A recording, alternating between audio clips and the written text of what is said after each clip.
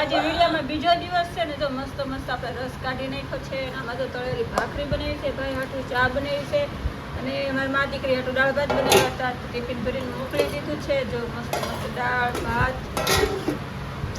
તો ચાલો બધાય બપોરા કરવા.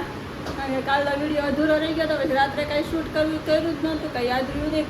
કામમાં હતું તો ભૂલાઈ ગયું, ફોન જ હાથમાં નહોતો લીધો. અને આજે છે તો અત્યારે લીધો છે. સારું હાલો, ભૂખ લાગી છે, પેલા ખાઈ લઈ. તો છે ને તો અમે તો છે ને હે કામેથી આવ્યો, શેક પીધો ને બસ મમ્મી ક્યાંક શોપિંગમાં જાવું. હવે અહીંથી જવું છે અમારે ગેટ સુધી સોસાયટીના.